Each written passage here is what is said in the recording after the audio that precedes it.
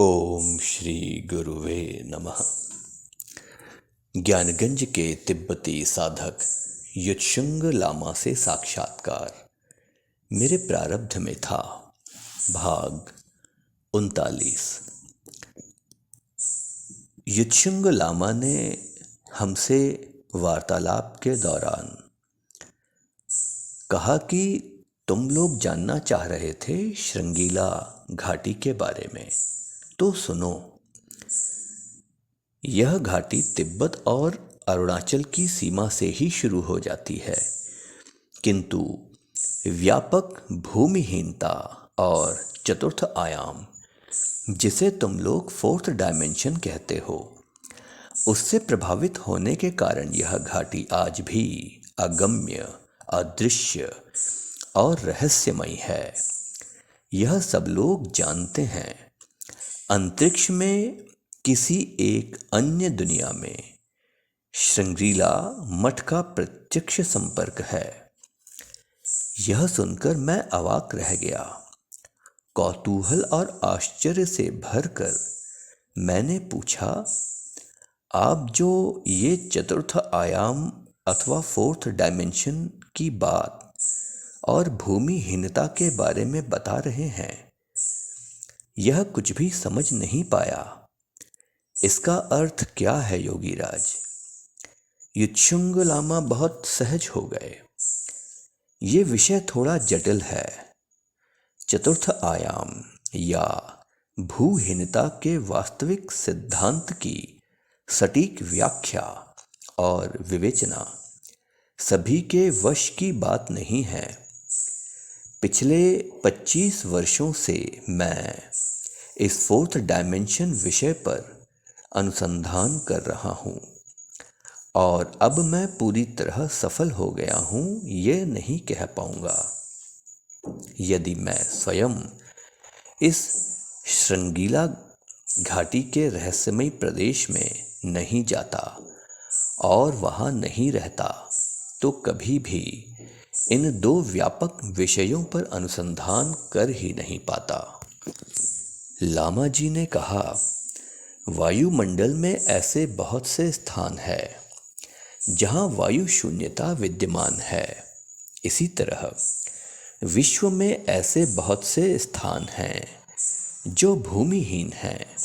ऐसे वायु शून्यता और भू शून्यता से आच्छादित स्थान फोर्थ डायमेंशन अथवा चतुर्थ आयाम से प्रभावित होते हैं।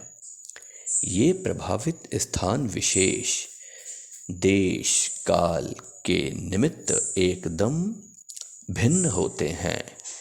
कोई वस्तु या प्राणी अनजाने में ही इस तरह प्रभावित क्षेत्रों में प्रवेश कर जाए तो अन्य 3 डायमेंशन की दुनिया से संबंधित उसका भान अदृश्य और विलुप्त हो जाता है। फोर्थ डायमेंशन में उसका अस्तित्व उसी तरह बना रहता है जैसा कि पहले था।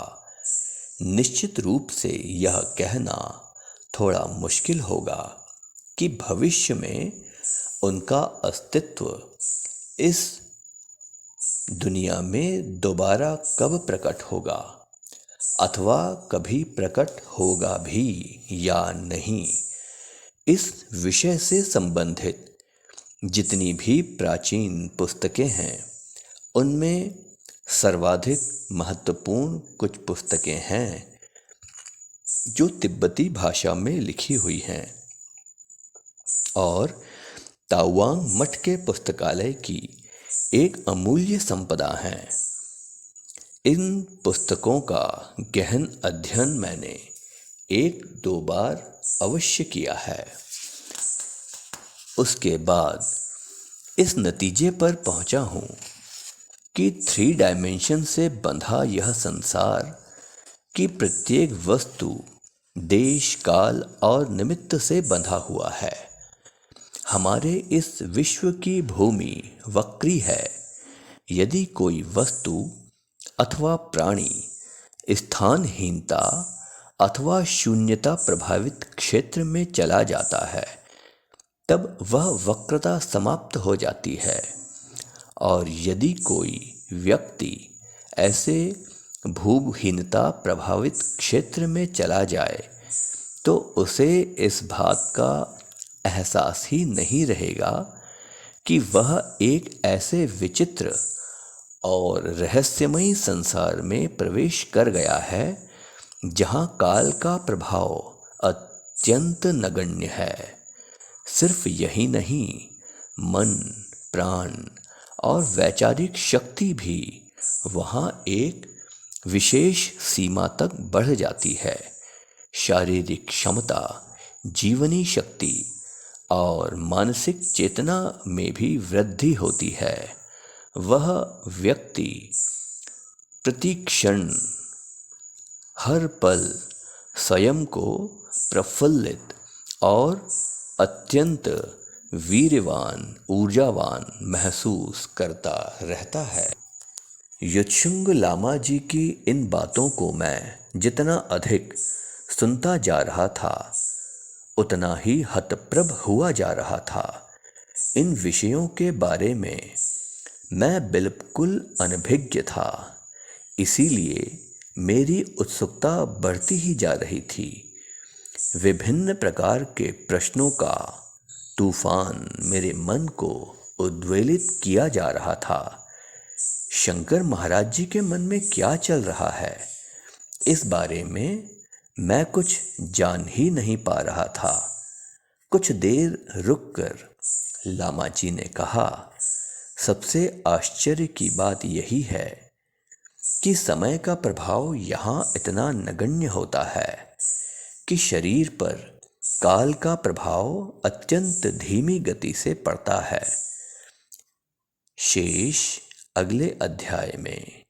ओम श्री गुरुवे नमः।